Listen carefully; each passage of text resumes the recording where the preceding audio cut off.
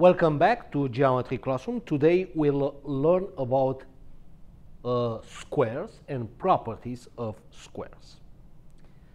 Squares are another type of quadrilaterals, right? Squares belong to the big family of quadrilaterals. In fact, they are special quadrilaterals.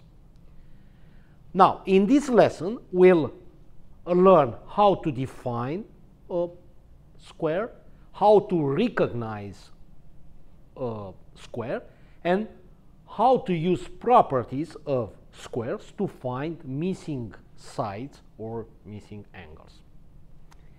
Now, what is a square? A square is a quadrilateral that has 4 equal sides and 4 right angles. As we can see, the sides of a square are all congruent or equal, and all angles are right angles.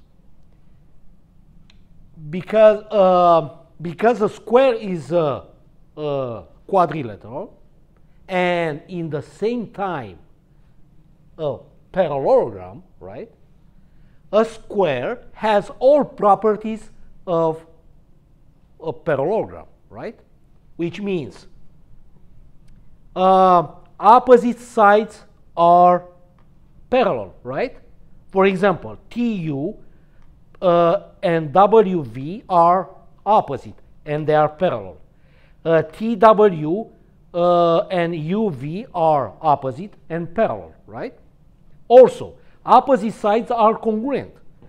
TU congruent WV. TW congruent UV because they are opposite. Also, opposite angles are congruent, right? Opposite angles are congruent. Consecutive angles. Remember, consecutive angles are angles that follow each other. If you go clockwise, so U and V are consecutive, VW, WT. If you go counterclockwise, is TW are consecutive, WV consecutive, and so on. So we know the consecutive angles are supplementary. They add up 180. Also, diagonals, right, bisect each other. In other words, they cut each other into 2 congruent segments, like here, right? So, diagonals are segments that join 2 non-consecutive vertices.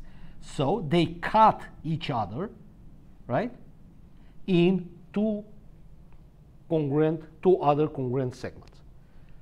But besides all these properties that are common to parallelograms, a square has additional properties, like all angles are congruent, right? And equals to 90, like we had for a rectangle, right? So all angles are equal and have a measure of 90. They are right angles. All sides are congruent.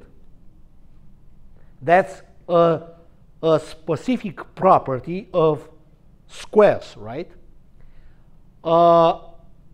Remember, in a rectangle, not all sides are congruent, but opposite sides. But for a square, all sides are congruent. Also, diagonals are congruent, right? Now, diagonals are perpendicular, which means they make a right angle between them, right?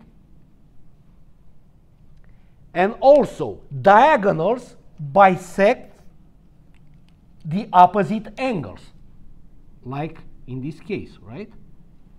Because bisect this angle, each of these angles would be 45 degrees each, right? And also, all of these angles would be 45 degrees. Now, let's have a few 2 examples with squares.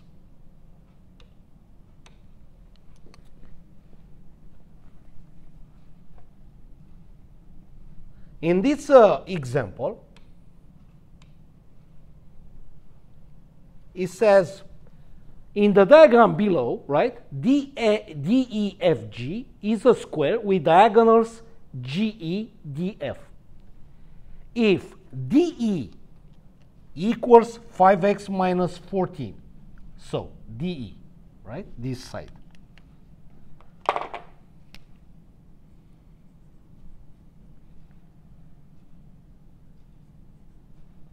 and EF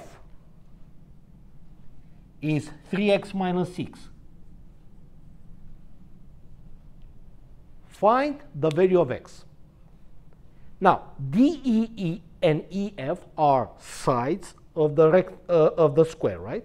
We know all sides of a square are equal or congruent. So, we can write an equation. So, we're going to have 5x minus 14 equals 3x minus 6 because they are congruent. Now, we solve for x. We combine like terms on the left side because 5 is larger than 3. So, we subtract 3x on both sides. So, we're going to get 2x, right? We bring down negative 14 equals, these two cancel out, negative 6. Then we add 14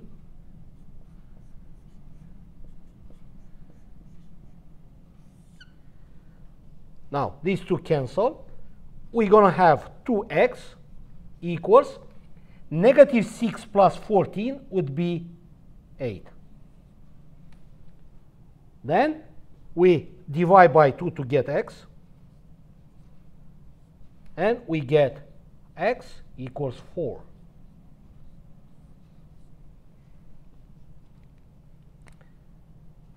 Now another example, this time that deals with diagonals.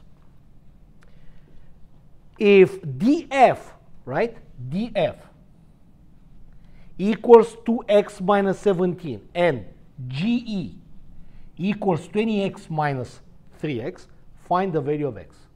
Now, DF and GE are diagonals.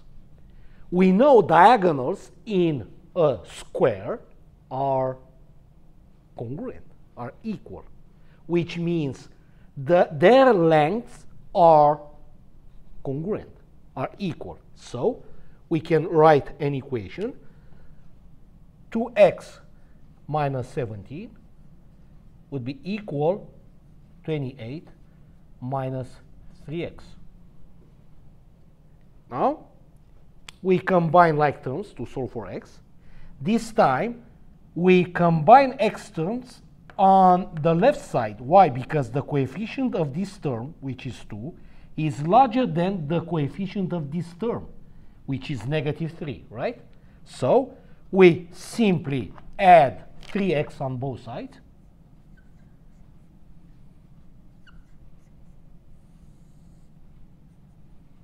Now, plus, right? So 2x plus 3x equals 5x. We bring down negative 17 equals negative 3x and plus 3x cancel out. We bring down 28. Then we add 17 on both sides.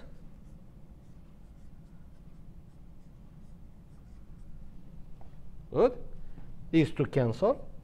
So what we get on the left side was left 5x